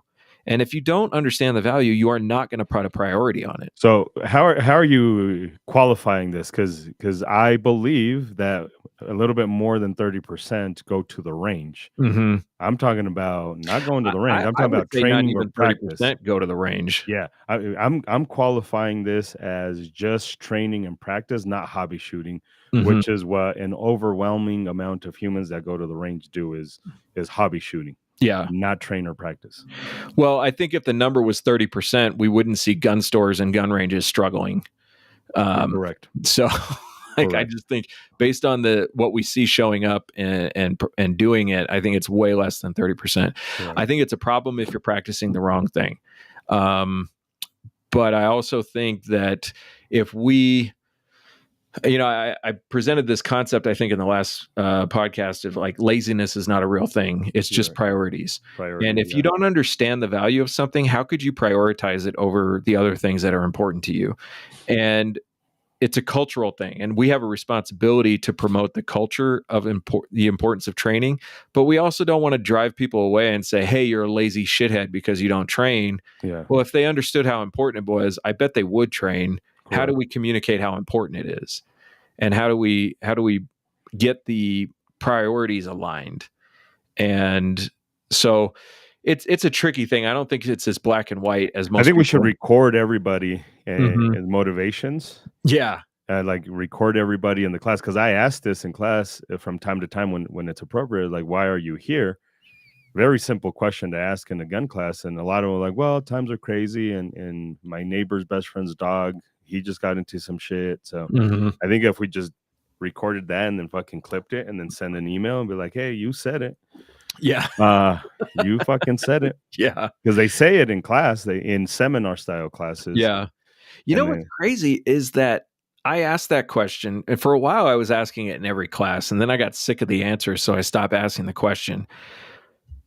I feel like this is my suspicion. A lot of people, when you ask them why they're there, they don't really know why they're there.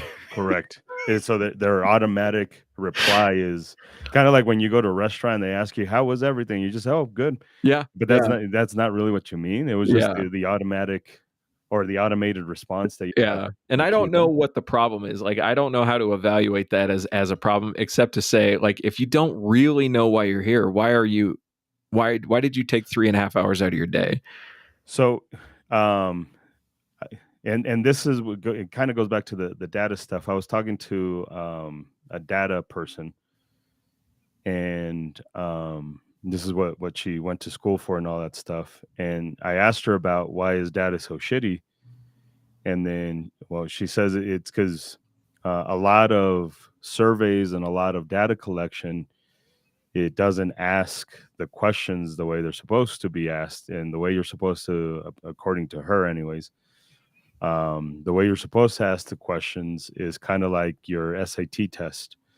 It's basically the same question reframed different ways, because then people think about it differently. Like, oh, now I know what the fuck you mean. So you ask it 4 or 5 different times in the same survey, and you'll get many times different answers to the same question, just asked differently. And I think that's where we need to do with our data collection. And I think people need to do that to themselves, is ask themselves the same question in a different way or from a different perspective. That's actually something I've identified for myself for improvement in the classes, is learn how to solicit answers from people better. Because like one of my defaults is, anybody have any questions? And that's a terrible question, because a lot of times you just get no response. And if I asked a good question, if I presented that in a way to solicit responses, then I would get more responses. So I see it as a deficiency on my part that I'm not asking the right questions of the students in the class. So I've just been working on that by just sitting there and thinking, instead of saying, does anybody have any questions? Let me ask a pointed question of the class and try to see if I can get people to respond to that. Yeah. So, that works. That works wonders when you ask them a question that it works most of the time. Like the way we teach firearms safety in the IDS program is very different than the way pretty much everybody else teaches firearm safety. And then you sit there and you go, anybody have any questions? And everyone's like, nope, I get it. I'm like, really? I just fucking blew up your perception of firearm safety and you got no questions? Like, there's no way I'm that good of an instructor that I just answered every possible question. So instead I've been trying to ask questions like, what about this is surprising to you? Or what did I say or about this that you find the hardest to understand? And I'm still learning. I'm not that great at it, but it's an area of improvement. So I want to cover Gun Website's question here. And this is a question that I cover in one of my videos when I talk about being an expert. I do talk about this, and really the person who brought it up was Veritasium. When he has this conversation, is this idea, for those of you guys that are listening and not watching, he asked the question, people do not ever up training with our vehicles. We drive every day. Yes, we have accidents, but was their fault most of the time? We end training at age 16 for most of us. And everyone is comfortable with that. No, and the idea is, because we're not striving to be better. So we never get to an expert level of driving vehicles, because we don't go through more challenging things with our vehicles. We accept our mediocrity in driving, and we don't ever want to become better. There is something to be said about being competent for self-defense, but I think this is a skill that needs to be risen to the expert level, not just I'm competent with it. Well, yeah, because the risk is, hurting the wrong person. And I mean, there are other significant risks, but in my mind, that one stands out, is that you would hurt the wrong person because of your incompetence. And also too, that you would make an emotional mistake because of a lack of ability to control your body. And I mean, we're going to have emotions when that happens, but I don't want that to overtake my physical capabilities, because I wasn't ready to execute a set of skills in that moment. So, but he says, Gun Website says, and everybody is comfortable with that. No. And the answer is, yeah, we are comfortable with it. It's obvious, because almost nobody actually does train up, and yet we all get on the road with each other and drive around knowing that everybody basically has a minimum level of skill when it comes to driving the highway. So that's it's a simple concept, but actually I think in practice it gets quite complicated really quickly. And I'm all for competence, but one of the ways that I make up for a lack of expert driving is that I just try to take less risks. And I drive more carefully, in that I leave more room. I drive a little slower. I look a little further ahead, because I know that I'm not Dale Earnhardt or Bad Maryland. example, because It's laziness. I'm Yeah. being more careful because I'm lazy. it wasn't. Yeah, Earnhardt Senior was the one that fucking that died. died. So he's a bad example. Bad example. You should have used Junior. Yeah. So He knows how to crash. So I think it actually in practice, it's worth interrogating this and asking a lot of questions about it. Because the more danger I recognize on the road, just the more careful I am about even ending up in that position, And this is funny because my brother is a pretty aggressive driver. But because of that, you're forced to develop a higher set of skills if you're going to do that. If you don't, you're going to crash. And he's never had an outfall accident in his life. Well, this is the beauty of learning the rules, right? And I'm not talking about gun rules. I'm just talking about rules, just in general, right? Like if I'm going to be a plumber, I need to know the rules of plumbing, the physics, and how water flows, and why P traps, and why if you have a fucking dishwasher, you have to loop the fucking hose up and all that shit, because it's just plain old physics. Once you understand all of the fucking rules, then you're like, oh, I can manipulate the stuff based off of these rules to work in my favor. I can manipulate the physics is still the physics. And this is where I was talking about, like, the gun. You can't change the way the fucking gun works. It works the way it works. Your body works the way it works, and all that shit. The best thing we can do is understand how all of the rules work, and then adapt it to, I don't have hands. Adapt that to, I can't see very well. I can't see very well. My dick's too fucking big. Like whatever, right? Like it's whatever limitation you might be under or could potentially be under. I'm sitting down. It's, again, you're not changing the gun training, but you understand the rules, and you're like, hey, how do we apply the rules to laying down? Yeah. How do we apply the rules to on my knees? How do I apply the rules to whatever?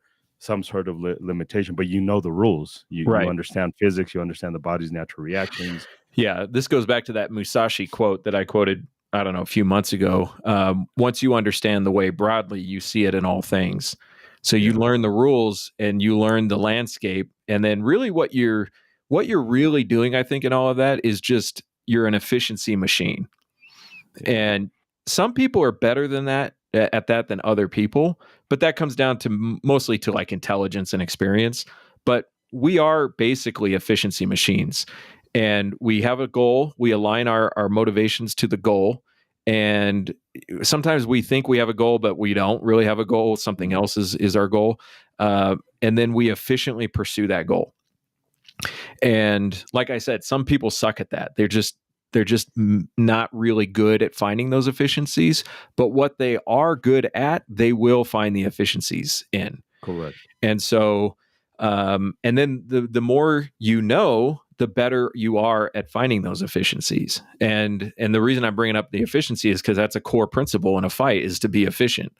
And so that's why you learn the rules, you understand the principles and the concepts, and you learn the specifics, and then through practice and repetition and good training, you find those efficiencies and you get better at the skill. Correct. And yeah, by the way, these questions that he's asking, what do you think might be missing here? If you were explaining this to someone else, what would you need? Where did you get these? These are like some of the best questions I have ever read in my life. So the next one, if you were explaining this to someone else, what would you do? I just brought this up in one of the videos that I did for the YouTubes, because I haven't been doing them, but I asked that question in a different way, and I have been more. I've done this more on purpose. So I've made sure that I ask this question when I ask, how do you choose a gun? And we have that conversation, and people start saying the dumb shit, right? It feels good. What the fuck does that mean? Comfort. What the fuck does that mean? And my question is, now I try my best to single out. I ask, who's a beginner who probably shot once, never bought a gun, never went shopping for a gun, and then boom, they raise their hand. I was like, cool. you just heard what other people are recommending in here. And I do this because that exercise is more valuable than somebody just spewing out fucking Well, words. what you really need them to do is arrive at this understanding. Correct. So I asked that person, cool, you just heard the recommendations from these people on what you need to know to buy a gun and how you choose a gun. What did you learn? And every single time, nothing, not a fucking thing. Like, exactly, because saying feel, saying comfort, saying it fits doesn't fucking answer the question. You going and actually dissecting this, like, you have to know what the fuck to look for. So that one, like, if you were explaining it to a newbie, like, what would you tell them, or how would you explain it to them? Is one thing that I use very often when we talk about how to choose guns in self-defense, and it brings up a really good exercise. One, it gets rid of the people who initially, oh, I know everything, I've done this before. Yeah. Cool, you've done it, but you don't know how to put their knowledge, or actually lack of knowledge, on the spot. Correct. By giving somebody else the chance to use it and realize it doesn't work. Doesn't fucking work. Yeah. So, gun websites. These are good questions. I'm actually writing these down. I'm going to use these.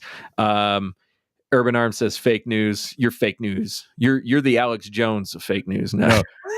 Urban Arm, it was saying fake news, I'm sure, to him being an aggressive driver.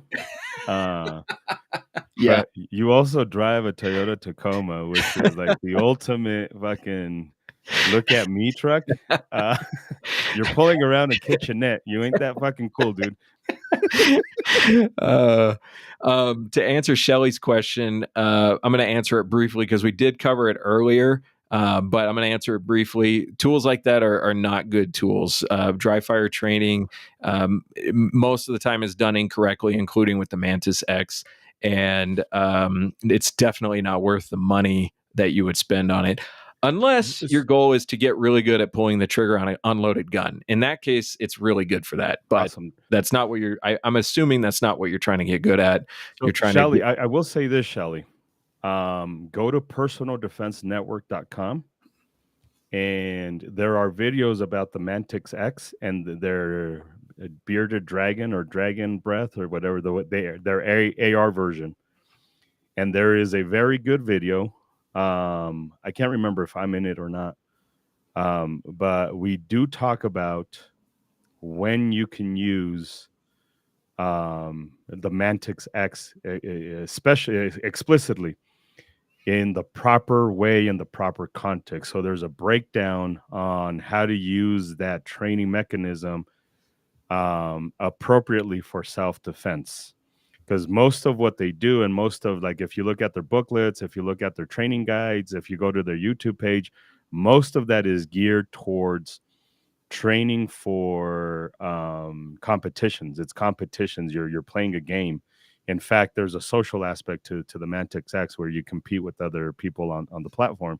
It is literally designed for competition, but there is a way that you can turn that and make it beneficial for self-defense, understanding the limitations that the gun doesn't have recoil. Now, the Mantis X, I will say this, has a way for you to use it in a live fire way. So there is a way to diagnose problems. Yeah, but I mean, it doesn't really, it doesn't know what it doesn't know. Like if you've got no hands or no pinky or no, like, it doesn't know how to distinguish whether or not you have a fucking full set of fingers. And that might be the reason why it's going off a little bit. It doesn't know how to. You are a notorious shaker, period. Like, you're always it's from riding around with Urban Armed all the time. Yeah, there's amygdala hijacking. Yeah, you're just fucking constantly shaking. I'm constantly in a trauma response. So, like, for you, it would show that you're fucking up the entire thing, and like, you're not. That's just who you are. It's kind of like the cop that pulls you over and says you've got slurred speech, or I'm fucking Mexican. And I'm having a hard time just saying English words to fucking begin with. Like, you don't know me. So that's a bit. Go to Personal Defense Network, look up Mantis, and there are some tips on how you can use it for self-defense. Overall, though, for most humans, dry firing in general is not recommended, just because it doesn't have the feedback that we think it does. Yeah. Yeah, I'll have to go watch that. By the way, Personal Defense Network has a website with training information, and you can subscribe and get more training information. But also, the YouTube channel has videos going back 14, 15 years now. I think like 18 years. Yeah. So Personal Defense Network started off as a segment on, I think, the Outdoor Channel or something like that, and then the Outdoor Channel became very fucking, well, there's no real handgun training on the Outdoor Channel to really speak of. So the Outdoor Channel kind of didn't have that segment. And Michael Bain was a big part of that stuff, and a few other self-defense stuff. And then Personal Defense Network kind of separated and became part of a bigger conglomerate of Harley videos, like how to repair your shit. And so they have different aspects, and personal defense is one of them. All right, so it's gotten to be a long episode, and lots of great questions. I think that's why it went longer. So I appreciate all of that a lot. Who is that? Art by FE. My spirit animal is a Chihuahua. I can't even argue with that. It's probably true. Just shaking all the time. Like, what's wrong with your dog? Nothing. It's a Chihuahua. I wanted to make a recommendation for any podcast listeners besides listening to this one, because you just mentioned the Outdoor Channel and going back in history and everything. Pincus recommended this podcast on one of his older podcast episodes, and it's a series on gangster capitalism. So that's the name of the podcast. It's Gangster Capitalism, and there is a series on the NRA, the downfall of the NRA. I think it's how many episodes? 8 episodes, actually 9 episodes. And this has nothing to do with training, but it does have to do with the gun industry. And I think it's incredibly insightful. So if you're interested in the background behind the NRA's money problems, go check out Gangster Capitalism, the NRA. So since we're on the history stuff, Gun Websites he's been chiming in on the chat. He's done a really good job at doing this chronological thing for just about everything. He's got a wealth of information on the websites. I think Minuteman University, I think, is part of his. So go check him out too. He does a lot of videos with Simon, which he runs 2A 4E, not to be confused with Guns for Everyone. We came first. I've never had a chat with him about this stuff.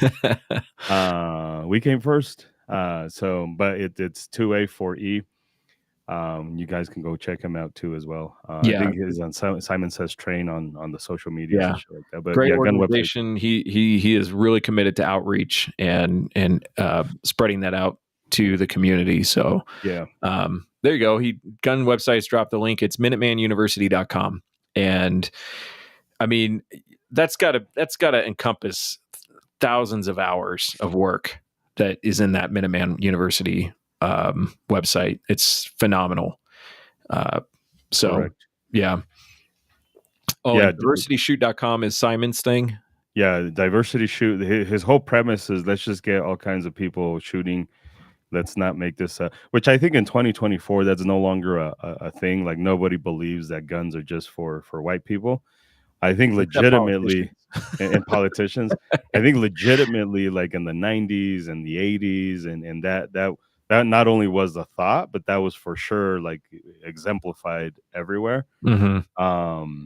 Since I've gotten into guns in the early 2000s, I think 2007, 2008, whatever. I think you got into guns a little bit before I did, or maybe right around that same time. Close enough, yeah, close enough. And there has been a at least messaging shift for gun ownership being more diverse and all that stuff. So that was his whole idea with it. But yeah, it is getting old, especially the one about Edgar. Edgar needs to be updated. I heard Rob Pincus University got hacked and leaked. Oh, Josh said that Rob Pincus looks like Andrew Tate. Andrew Taint. Andrew Taint. Oh, that's good. That's funny. Rob Pincus is actually Andrew Tate's dad, so that's why they look so much alike. Yeah. I appreciate you guys. Thanks for hanging out. If you guys want to sue the state of Colorado, we're still doing that. gunsforeveryone.com/legal-fund. It's on the website. You guys can see it there. gunsforeveryone.com. Give $5, give $50, give $500, give $5,000. We need help to make this happen. People are donating, but we need a lot more people to donate. Just to give you guys an understanding, we are suing 64 jurisdictions, and then slightly or after that, we're going to sue the state of Colorado. So it's going to be a big, long, drawn-out fight. We're fighting them in response to the new training requirements here in the state of Colorado. The state of Colorado changed their training requirements. One, it puts us as instructors in a really bad position because all of our, basically, they're breaking the law in having us go into a database that is available to the entire fucking world, including the Russians and the TikTokers, which is against the current law. So the law violates the law. And then obviously from a constitutional standpoint, the law itself doesn't hold any historical constitutional muster. So there's many reasons. We kind of have a few of them highlighted on the website if you guys want to go learn about that stuff. But gunsforeveryone.com/legal-fund.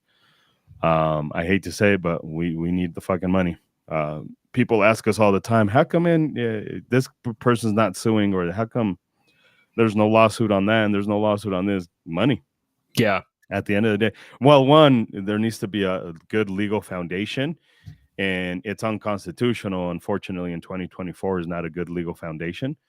So it's that it needs to hold legal weight, so it's not a frivolous lawsuit. And which we don't have that. We have a valid lawsuit, so we have to establish that ground, and then that it takes money. It unfortunately takes a lot of money. So if you guys can help us out, I appreciate it. But I appreciate the questions. I appreciate you guys being here. I appreciate you guys, all the comments and all that shit. So we'll see you guys next time, sometime in the future. Happy holidays, everybody. Merry Christmas. Merry Happy Christmas. Hanukkah. Happy Edgar's birthday. Oh, yeah, it is going to be my birthday. Yeah.